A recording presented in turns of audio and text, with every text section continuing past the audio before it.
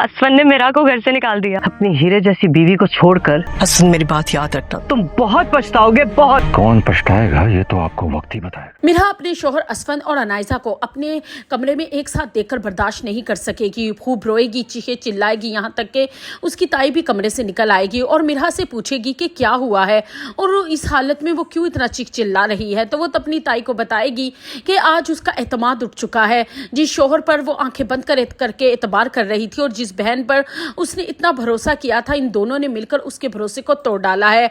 और जब वो मिरा अपनी ताई को बताएगी कि मैंने कमरे में दोनों को एक साथ देखा है, तो उस पर उसकी ताई भी शर्मिंदा हो जाएगी और मिरा से कहेगी, मैंने तुम्हें पहले ही कहा था कि इस अनायजा पर भरोसा मत करो, लेकिन तुम ही थी जो तुम कहती थी ये बदल चुकी है। मैंने पहले ही कहा था कि इससे अपने घर को बचा लो, देखा ना आज वो दिन आ गया। उस पर असफन कहेगा अपनी माँ से कि बस कर दे मम्मा, और रह गई मिरा तुम। अगर तुम्हें अपने शौहर पर एतमाद ही नहीं, तुम्हें भरोसा ही नहीं इतने अरसे में कि मैं कैसा हूँ कैसा नहीं, तो फिर ठीक है चली जाओ तुम यहाँ से, क्यों रह रही हो मेरे घर। मिरा असफन के मुंह से अपने लिए जब ये अल्फाज सुनेगी तो बहुत ज़्यादा दुखी हो जाएगी, जिस पर असफन की माँ असफन से कहेगी कि तुम्हें शर्म आनी चाहिए, तुम्हारे बच्चे की माँ बनने वाली है और तुम उसी घर से जाने के लिए कह रहे हो, और वो भी इस अनायजा के लिए। उस पर मिरा कहेगी कि बस कर दे ताई, बहुत हो गया, मुझे समझ आ गई है, मेरी मोहब्बत इन्हें बदल नहीं सकी, इनके दिल से अनायजा की मोहब्बत नहीं निकाल सकी, ये आज भी अनायजा से मोहब्बत करते हैं, बस इन्हें मौका चाहिए था,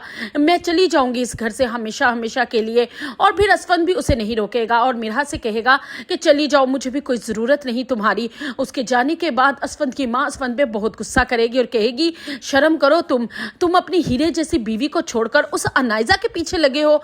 शर्म करो असफन, तुम अपनी हीरे जैसी बीवी को छोड़कर उस अनायजा के पीछे लग गए हो, तुम बहुत पछताओगे एक दिन। उस पर असफन अपनी माँ को कहेगा कि कौन पछताएगा और कौन नहीं, ये बहुत जल्द आपको पता चल जाएगा। लेकिन अनायजा की खुशी की इंतहा नहीं होगी। वो तो कमरे में जाएगी और सबसे पहले अपनी माँ श्री को फ़ोन करेगी और उसको बताएगी कि उसने जिस मकसद के लिए इस घर में आई थी, आज वो मकसद उससे हासिल हो गया है। श्री भी आधी रात को अनायजा का फ़ोन सुनकर उससे पूछेगी कि आखिर ऐसी कौन सी आफत आ गई है जो तुमने मुझे नींद से उठा लिया। तो वो अपनी माँ को बताएगी कि असफन ने मिरा को घर से निकाल दिया है। श्री को यकीन नहीं आएगा, वो अनायजा से कहेगी कि ऐसा मुझे यकीन नहीं आता, असफन मिरा से बहुत मोहब्बत करने लगा था, बहुत ट्रस्ट करता था, लेकिन तुम ये कह रही हो तो मान लेती हूँ।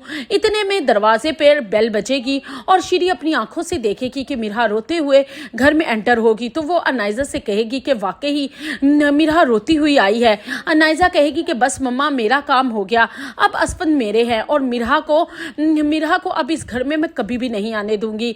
लेकिन अनायजा की ये सारी गलत फहमी है, क्योंकि इसके गिर्द असफन इतना गहराव तंग कर देगा कि अनायजा एक दिन खुद अपने सारे गुनाहों को कबूल करेगी, क्योंकि असफन सिर्फ और सिर्फ अनायजा के साथ उसी के रंग में खेल खेल रहा है। जब से अनायजा ने असफन से अपनी मोहब्बत का दोबारा से इजहार किया है, असफन को यकीन हो चुका कि उसका शक यकीन में बदल गया कि वाकई ही अनायजा सिर्फ और सिर्फ मिरा का घर बर्बाद करने के लिए और मुझे हासिल करने के लिए दोबारा से इस घर में अच्छे बन के आई है।